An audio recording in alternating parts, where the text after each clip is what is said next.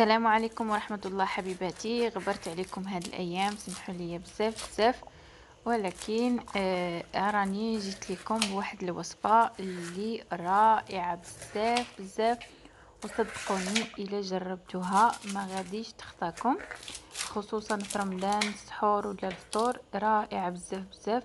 شوفوا على منظر، وشوفوا على قرمشة ما شاء الله. غزالة غزالة بزاف، ومذاقها رائع. وكذلك ممكن ديروها بحشوات مختلفة، يعني تقدروا ديروا الحشوة اللي عجبكم، يعني كيبقى الاختيار لكم. شفتوا ما شاء الله القرمشة ديالها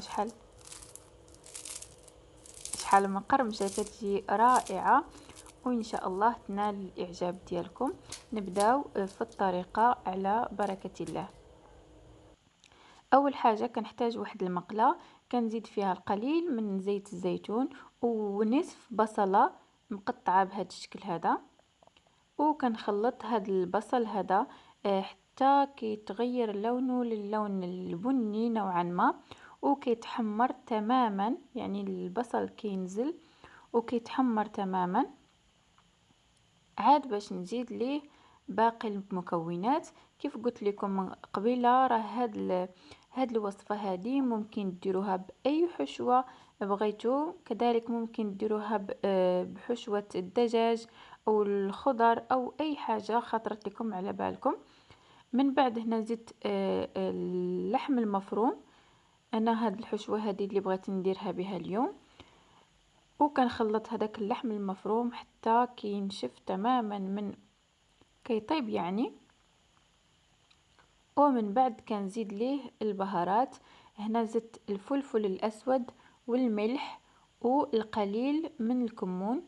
كنخلط هاد المكونات كاملين حتى ما كتبقاش في الكفته الماء، يعني ما كيبقاش فيها المرق صافي. وكنحيدها من على النار وكنخليها تبرد جانبا، وكندوز باش نوجد الخليط اللي غنسقي به الورق. كنحتاج بيضة واحدة، كناخد واحد الإناء كنزيد فيه بيضة واحدة، 100 مليلتر ديال الحليب بارد، و100 مليلتر ديال الزيت النباتي، وغنحتاج القليل من الملح، وغنحتاج الماء المعدني الغازي، يعني اللي في المغرب هو والماس.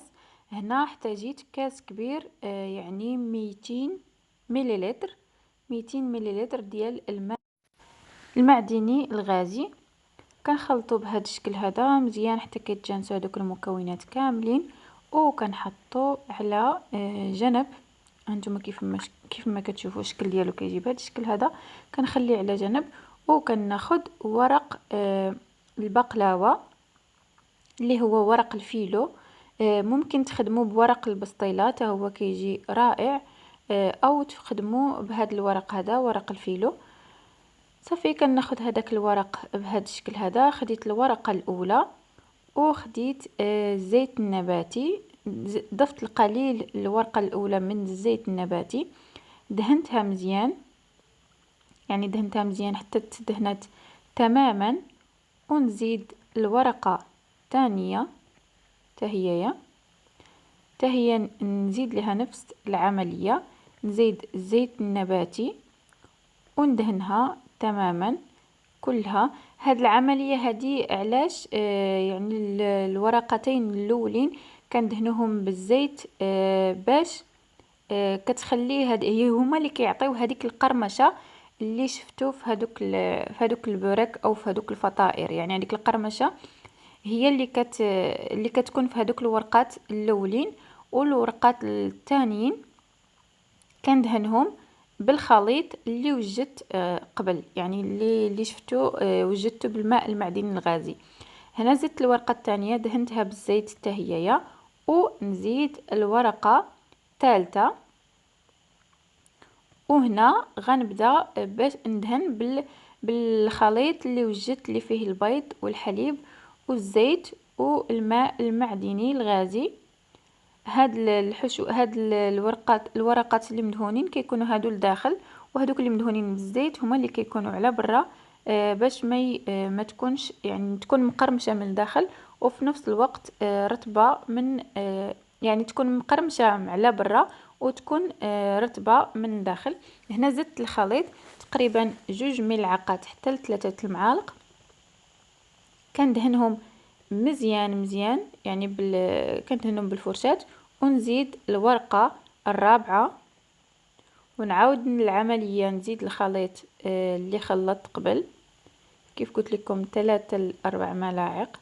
كيبقى الاختيار لكم على حسب الورقة، على حسب نوع الورقة يعني.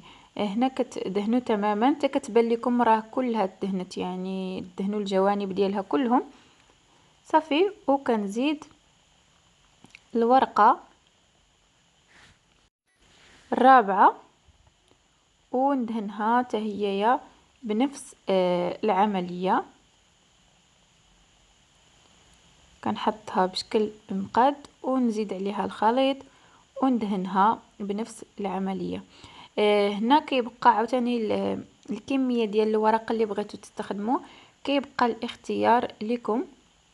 تقدروا تخدموا غير ب3 الورقات او 4 الورقات كافيين، غير 5 الورقات صدقوني كيعطيو واحد المنظر رائع، كيجيو مورقين وفي نفس الوقت مقرمشين بزاف.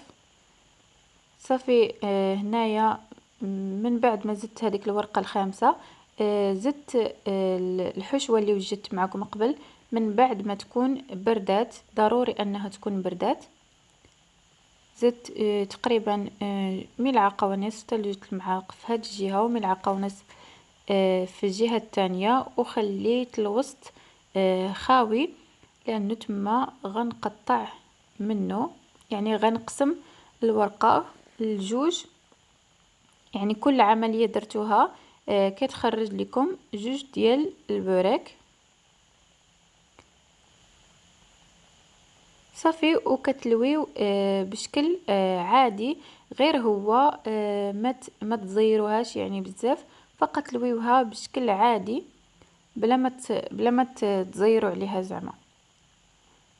هانتوما كيف ما كتشوفوا كيجي شكلهم رائع هائل صراحة وسهلين. وكذلك ممكن ديروهم بحشوة البسطيلة المالحة، صراحة مذاقهم غزال غزال غزال بزاف بزاف.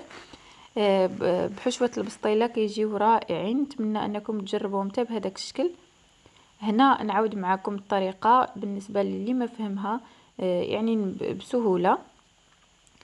بالزربة هنا خديت الورقة الاولى دهنتها بالزيت بهذا الشكل هذا، وزدت عليها الورقة الثانية كذلك تهيا دهنتها بالزيت، زدت الورقة الثالثة درت عليها 4 أو 3 ملاعق ديال الحشوة اللي خلطت، يعني الخليط اللي خلطت.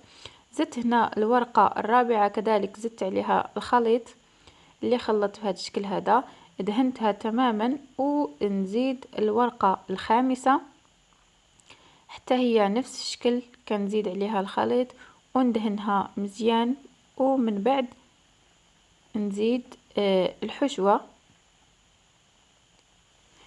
كيف قلت لكم عدد الورقات راه كيبقى اختياري لكم، ولكن المنظر كيجي احسن في 5 ورقات فما فوق، يعني ديروا 5 ولا 6 ولا هكا كيجي احسن، كيجيو مرقين. هنا زدت الكفتة اللي وجدت قبل، قطعتهم من الوسط بهذا الشكل هذا ولفيتهم بشكل عادي بدون ما نزير عليهم، بدون ما يعني نخليهم مرخوفين شويه صافي. وكنستفهم في اللاطه ديالي كتدخل الفران. هنا كناخذ واحد السكين يكون ماضي مزيان، يعني يكون حاد، وكنقطع كندير فيهم تقطيعات بهذا الشكل هذا. يعني كذلك ممكن تقطعوهم بالمقص، كيزيدوهم منظر جميل. وفي نفس الوقت يعني ملي تبغيو تقدموهم كيكون التقطاع ديالهم ساهل.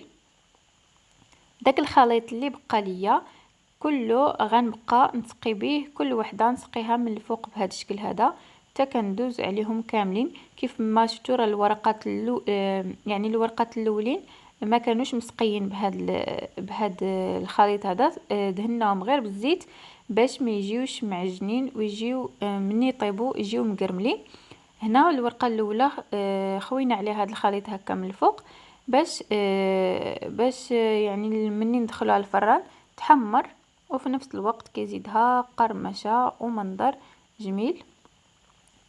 وزوقتهم من بعد. اول حاجه كتشدوا هذاك الخليط كتبداو تدوزوه بهاد يعني يمين ويسار بهذا الشكل هذا حتى كيشرب تماما. كتشرب هذوك البورك هذاك يعني هذيك الخليط تماما صافي. وهنايا كتزينوهم باش ما عجبكم. انا هنا زينتهم بحبوب الخشخاش. ثم ديروا يعني السمسم ولا الحبه السوداء، وكندخلهم الفران على درجه الحراره 180 درجه من الفوق ومن الاسفل. هذا هو الشكل ديالهم فين طابو راسخان ما شاء الله. شوفوا شحال كيجيو لذاذ بزاف بزاف ومقرمشين ومنظرهم جميل. ان شاء الله ينالوا الاعجاب ديالكم وتجربوهم. بالنسبه للاخوات اللي يقولوا يعني كيفاش نحتفظوا بهم في المجمد، هاد الفطائر هادو او هاد البرك هادو توجدوهم بالطريقه اللي وجدناهم قبل ما تطيبوهم. تدخلوهم ديروهم في بلاستيكات ديال المجمد وتسدوا عليهم وتدخلوهم للمجمد بلا ما تزيدوا عليهم هذاك الخليط ديال الفوق، يعني الخليط الاخر بلا ما تزيدوا عليهم. كتدخلوهم للمجمد حتى الوقت اللي تبغيو طيبوهم فيه كتجبدوهم من المجمد وكتعاودوا تخلطوا هذاك الخليط وتخويوه فوق منهم وتذوقوهم بداك الشيء اللي بغيتو، السمسم ولا حبوب الخشخاش ولا اي حاجه كانت عندكم في الدار، وتدخلوهم الفران وتستهلكوهم ديك الساعه بالصحه والسلامه يا ربي. المهم هذا هو الشكل النهائي ديالهم. انا قدمتهم بهذا الشكل هذا كيف ما كتشوفوا راه كيجيو رائعين بزاف بزاف. ان شاء الله يكونوا نالوا الاعجاب ديالكم، وان شاء الله تكون فكره جديده عليكم وتكون عجباتكم يا ربي. الله يدخل عليكم هذا الشهر الكريم بالصحه والسلامه وبكل ما كتمنوا يا ربي، وبالمغفره والثواب وبالعباده يا ربي. ما تنسوناش من دعواتكم. تهلاو في راسكم، الله ييسر امركم يا ربي باللي فيه الخير. كيف قلت لكم ان شاء الله يكون عجبكم هذا البوراك هذا وتجربوه، وما تنساوش تشاركوه معايا كيف العاده على الانستغرام. كنفرح بزاف الا شاركت معايا شي وحده شي تجربه جربتها الوصفه من وصفاتي. تهلاو في راسكم، والى اللقاء في فيديوهات جديده ان شاء الله. انتظروا الجديد عما قريب. الى اللقاء، بسلام عليكم، في امان الله.